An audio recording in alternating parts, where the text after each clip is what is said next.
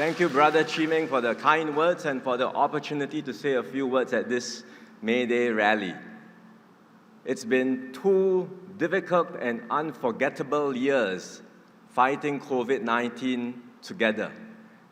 And after 2 years of Zoom and 1 meter safe distancing, I think I speak for everyone in this room when I say it's so good to see everyone together and to feel the energy and atmosphere.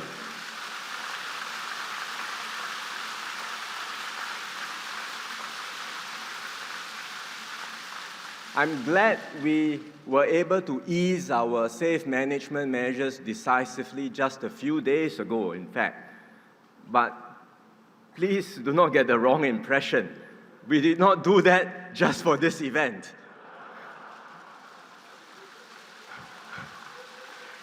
We are always guided by public health considerations, very strictly. But as it so happens, the timing could not have been better. Just in time for the long weekend.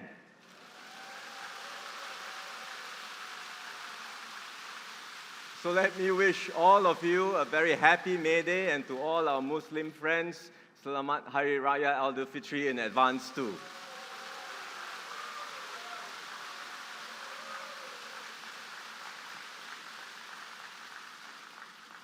As you all know, I just returned from a working trip to the US. Still a bit jet lagged.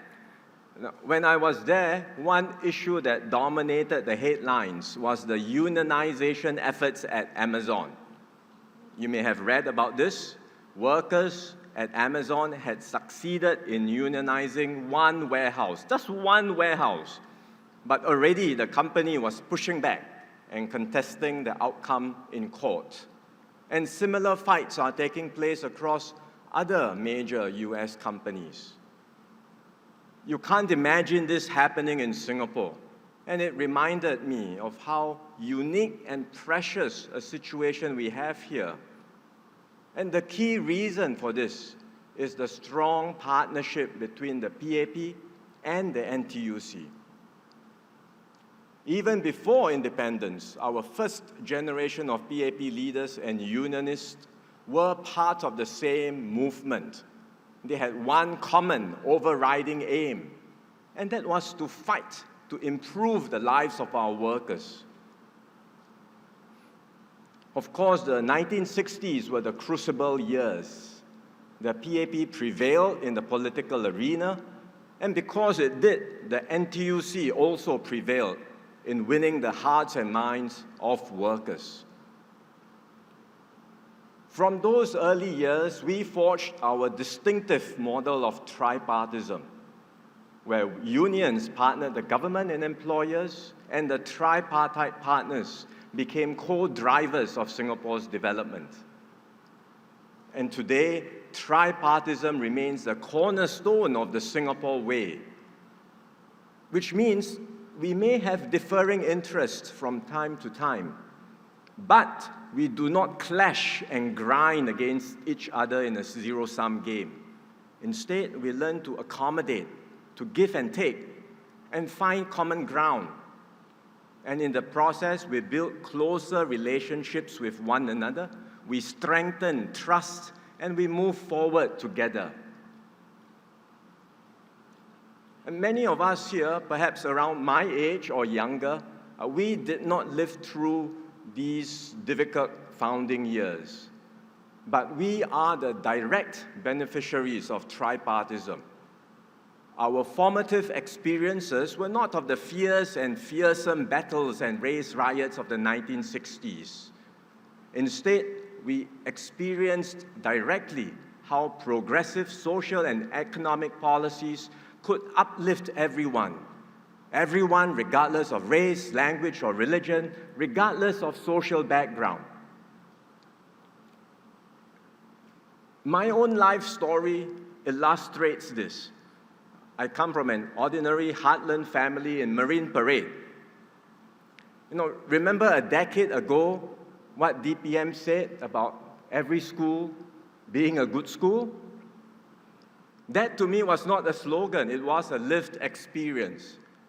I went to a PCF, PAP Community Foundation Kindergarten, Haig Boys Primary School, where my mother was a teacher for nearly 40 years, and then Tanjong Katong Secondary School, and then VJC, schools that were all near my home. So I can tell you from personal experience that we must continue to ensure every school remains a good school in Singapore.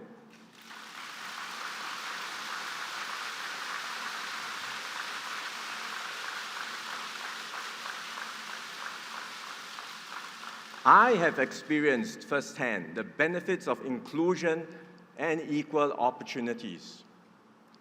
Our pioneers have enabled my generation and I to do better than our parents. Likewise, for me and my 4G team, we want to ensure the same for the next generation, for our children and our grandchildren. We want those who come after us to also benefit from inclusion, from opportunities, from many more expanding pathways to success and fulfillment. Can we achieve all this? No doubt, when you look ahead, there are many things to worry about, as PM had shared earlier. The pandemic is not over, and there are significant economic challenges ahead of us. Rapid digitalization and automation are disrupting our industries. Straining US-China relations can bring about a more fractured and bifurcated world order. And domestically too, we must wrestle with other issues, including a rapidly aging population and a more diverse society. These challenges are not unique to Singapore. There are similar headwinds across much of the developed world, creating anxieties and strains. And in many of these places, people respond with an us versus them mentality. In other words, anger is directed at the others, and the others could be foreigners, it could be people of different ethnicity or of different background. And then politicians seek to exploit the grievances of various groups to sow discord and to make others look bad.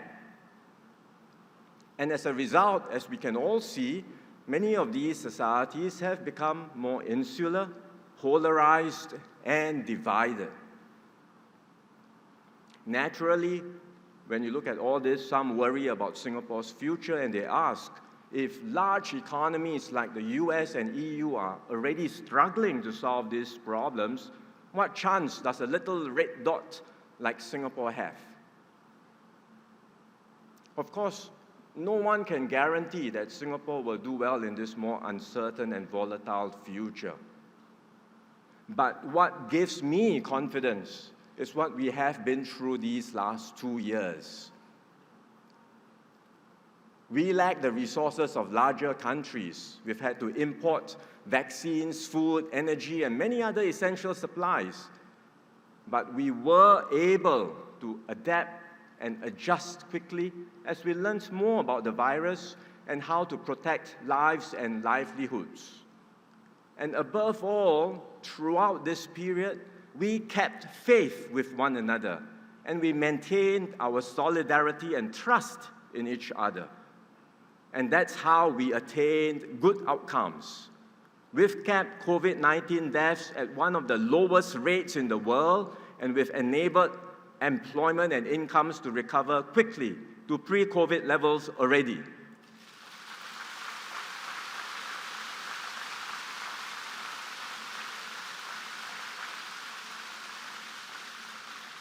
So the lesson should be clear to all of us. We will achieve more when we stand together as one united people.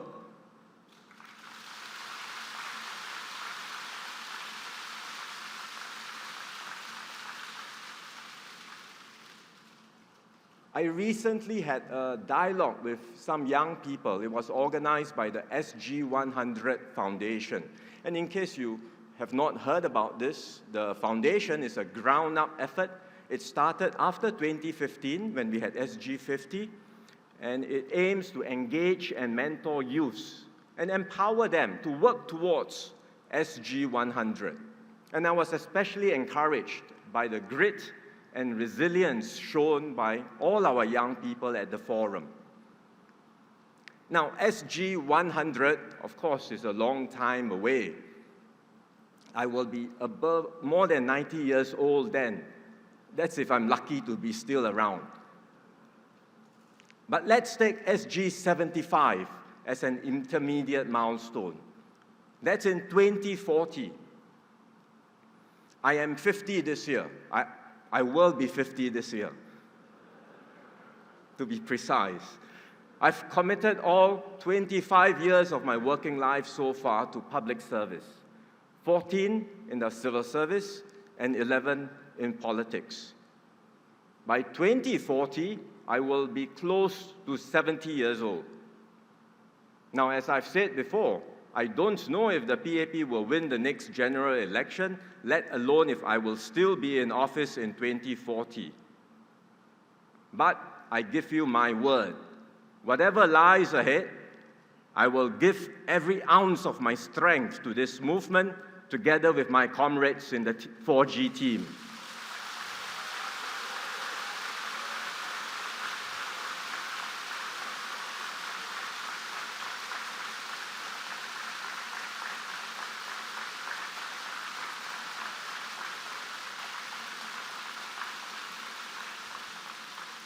We will do whatever it takes to strengthen the PAP-NTUC symbiotic relationship and our tripartite partnership, and to keep Singapore special and build a better Singapore in SG 75.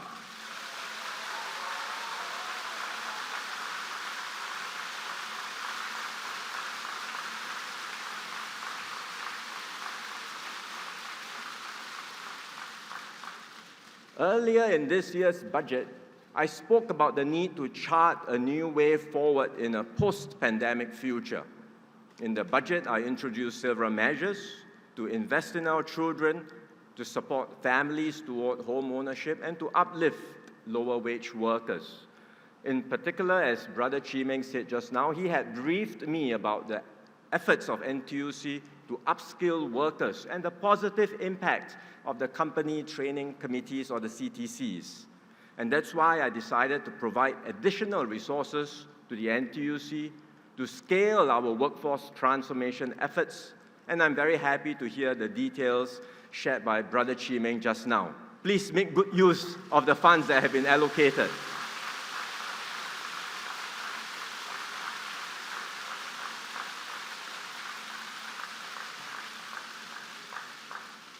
In this budget, we've made several major moves, but there is still much more to be done. COVID-19 and the Ukraine war are major turning points in history which will take us to a new and different world. We also have new generations of Singaporeans coming of age with different aspirations and expectations, including a desire for more diversity as well as more checks and balances. This means we must take a broader look at our objectives and our priorities. Consider how we would want to collectively renew and strengthen our social compact, how we would want to define our mission of building Singapore for the next bound. So the 4G team and I will lead an exercise to refresh our social compact. We will engage stakeholders from every sphere, unions, the people, and private sectors. We will seek to hear your thoughts on the economy, healthcare, housing, education, and many other areas, including how we can continue to support and uplift every worker. We will consider what we need to do differently, but also affirm what is being done well and how we can do it even better. And to be clear, this is not just about what the government can do for you, but also, as we have learned throughout this pandemic, what we can all do for one another and how we can all collectively contribute toward building a better society that embodies the values we stand for. In short, we aim to develop a forward Singapore agenda which will set out the roadmap for the next decade and beyond. This will be a major undertaking of the 4G team, and we will formally launch this exercise soon.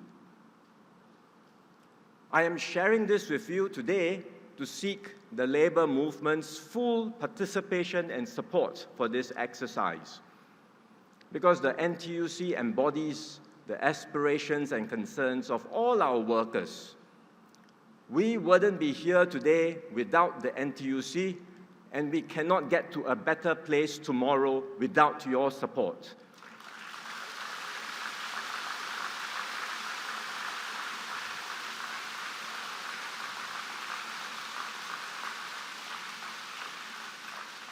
So I want to say a very big thank you to all our brothers and sisters in the NTUC and the labor movement.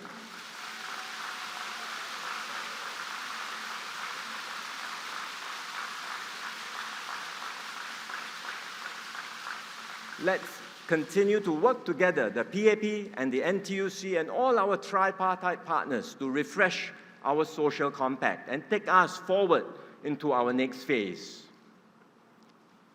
Singapore's progress over the decades was by no means guaranteed. It took persistence, hard work, and the cultivation of shared values and aspirations. The labor movement and our tripartism have been the bedrock of our success. They have proven integral time and time again in helping us to weather many crises along the way. The PAP government will continue to support and strengthen the NTUC, and I have every confidence that the NTUC will also stand shoulder to shoulder with the PAP government.